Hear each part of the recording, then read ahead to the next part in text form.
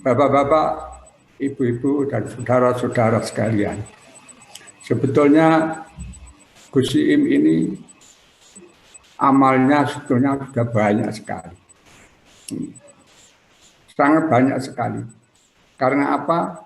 Selama dalam hidupnya, beliau ini digunakan untuk kepentingan-kepentingan yang sangat bermanfaat bagi umat untuk izul Islam wal muslimin. Tutur katanya, kalimat-kalimatnya, gagasannya, doa-doanya, bahkan aktivitasnya selalu dicurahkan untuk itu. Khususnya li khairin nahdiyin wan nahdiyat wa khairil indonesiyin wal Indonesia. Gagasannya ke sana. Dia benar-benar seorang pejuang yang tangguh, yang tanpa pamrih. Pejuang yang tidak mengharapkan kepentingan duniawi, tetapi semata-mata untuk nilai-nilai yang luhur di sisi Allah Subhanahu wa Ta'ala. Kalau istilahnya tadi sudah disampaikan oleh Bapak Dr. Wahid dalam bahasa yang jelas, kami melihat dari sisi agama. Kalau boleh saya mengatakan bahwa Gus Iim ini seorang yang zahid, seorang yang zuhud, yang tidak memperhatikan masalah dunia. Sampai bisa melihat sendiri bagaimana kesederhanaan hidup beliau dari rumahnya, ya, yang sangat sederhana sekali. Bahkan kalau saya ada kesempatan sambang ke sana, saya juga sampai tidak pernah melihat ada mobil di sana. Orangnya yang benar-benar, Masya Allah, sangat zuhud dalam bahasa agama. Orang yang topo masalah duniawi demi untuk mendapatkan kepentingan ukhra. Beliau ini adalah putranya almarhum Bapak Wahid Hasim dan Bu Nyai Solihah. Kalau andaikan beliau ini mau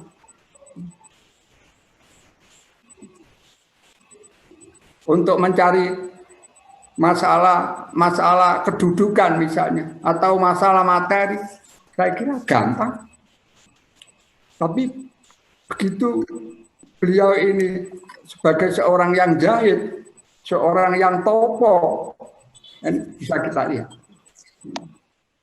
Bahkan dalam keberadaan yang sangat sederhana itu tidak sedikit beliau memberikan sumbangan, bantuan kepada orang-orang yang sangat diperlukan, yang sangat darurat. Di samping seorang yang zuhud, beliau ini seorang yang ujlah kalau saya mengatakan, mengurung diri, menutup diri, sehingga sulit untuk bisa dihubungi, sulit untuk bisa ditemui, kecuali dikendaki oleh Allah Subhanahu wa Ta'ala. Kali assalamualaikum beliau jawab. Bahkan kadang-kadang yang sudah datang sendiri sebagai seorang yang ujlah tidak bisa diterima.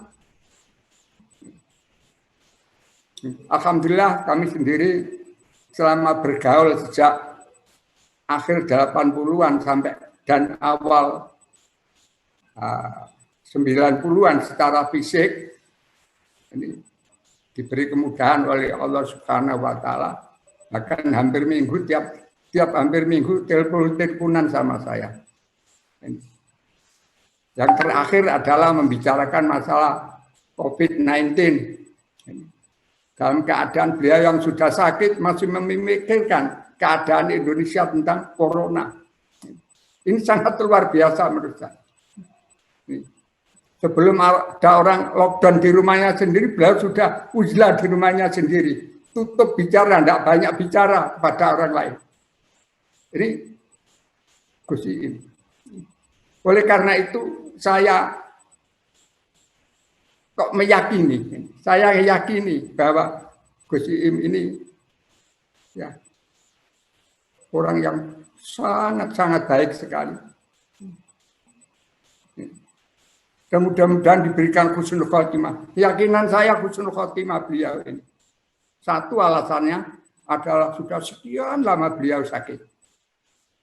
Sakit yang lama ini beliau tidak pernah merasa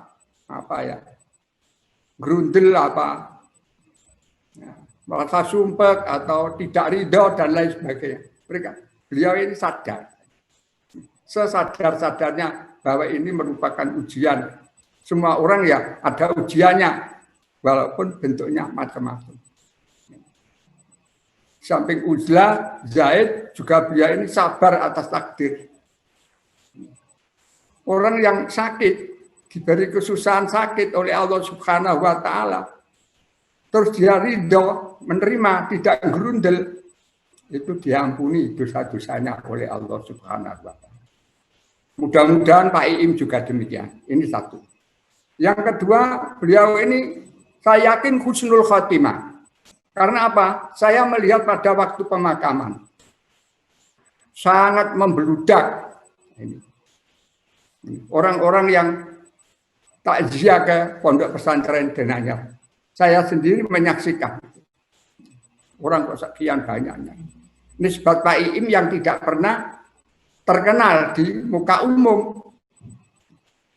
Ini menandakan bukti-bukti bahwa beliau ini adalah sudah keluar keramatnya pada waktu saat pemakaman. Dia benar-benar orang yang saya yakini husnul khotimah. Malah justru kita sendiri yang masih hidup ini kadang-kadang yang masih pikir-pikir. Apakah kita bisa begitu? Dan seterusnya dan seterusnya. Oleh karena itu, melalui acara yang semacam ini sangat bisa diteruskan pada saat-saat yang lain untuk menambah kebaikan beliau di sisi Allah Subhanahu wa Ta'ala. Sebab saya pernah dengar ada cerita begini. Orang yang meninggal itu bagaikan orang yang tenggelam di tengah lautan. Dia minta tolong. Nah, karena itu kita yang masih hidup ini sebisa-bisa mungkin memberikan pertolongan. Berupa apa? Tidak lain adalah doa. Sekali lagi, tidak lain adalah doa. Dan ini cocok dengan hadis Nabi Muhammad SAW. Idza mata ibnu Adama in qata amaluhu illa min salasin. Orang itu kalau sudah meninggal, ini seluruh amalnya putus. Sholat nggak bisa, mau puasa nggak bisa, haji juga nggak bisa, zikir nggak bisa, sholawatan nggak bisa, semuanya tutup. Terputus semuanya. Illa min salas, kecuali hanya 3 perkara. 1, sedekatin jariah. Sedekah jariah yang pada saat beliau hidup, sedekah apa? Untuk apa? Untuk masjid, apa untuk madrasah, apa untuk pesantren atau tempat-tempat ini pantai asuhan Pak Mai. Itulah nanti pahalanya yang terus mengalir kepada beliau sekalipun beliau sudah meninggal.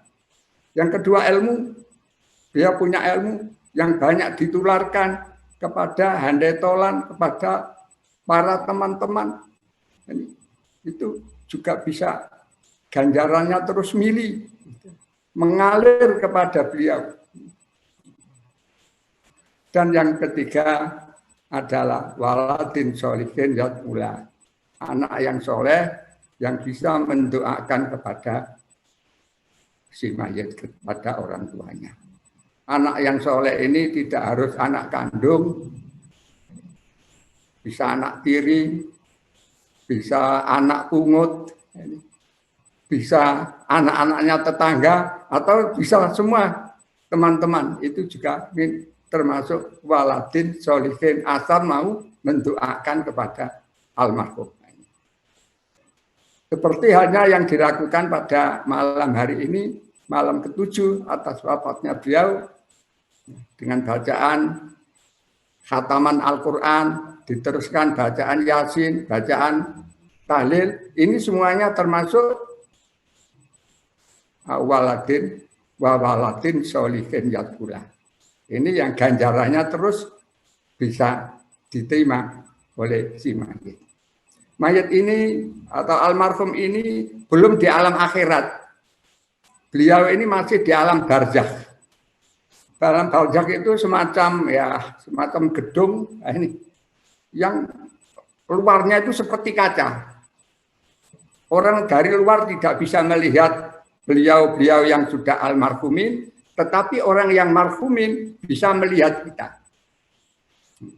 Itu seperti orang yang ditahan di gedung, tapi gedungnya kaca. Dalam gedung itu bisa melihat kita yang di luar yang masih hidup, tetapi kita tidak bisa melihat yang ada di dalam. Karena itu, si mayat atau almarhum ini bisa merasa senang kalau keluarganya ini kelihatan rukun, kelihatannya akor, kelihatannya melakukan hal-hal yang positif, itu bisa bangga di sana. Untuk membanggakan diri di kalangan orang-orang yang sudah meninggal. Ini loh keluargaku baik-baik semua. Tetapi sebaliknya, kalau si mayat ini keluarganya ada yang kurang baik misalnya, si mayat ini juga susah.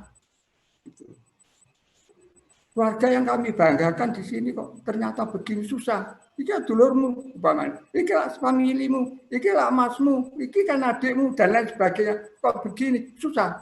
Tapi kalau semuanya merasa baik, masya Allah, bangga. Bahkan digunakan untuk kebanggaan mereka orang-orang yang almarhumin di antara teman mereka yang ada di alam barzakh.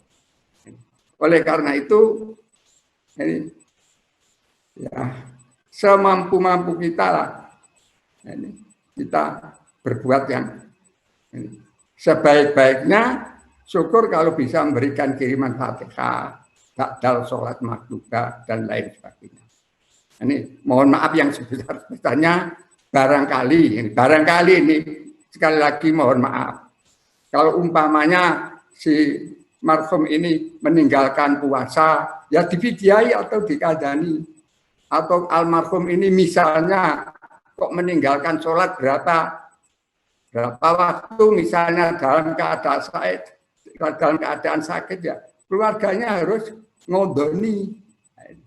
Ini supaya di sisi Allah beliau ini tertutup kekurangannya. Puasanya ditutupi, dijoli dengan keluarganya. Tidak masalah hutang saja, tapi termasuk hutang ya puasa itu. Dan juga termasuk hutang ya sholat ya umpamanya ada yang ditinggalkan. Ini barangkali ada. Sehingga Pak Iim kembali ke hadapan Allah Subhanahu wa Ta'ala itu sudah tidak punya tanggungan. Maka apa itu ada sebuah syair, ini syair Arab yang biasa dilantunkan oleh Gus Dur.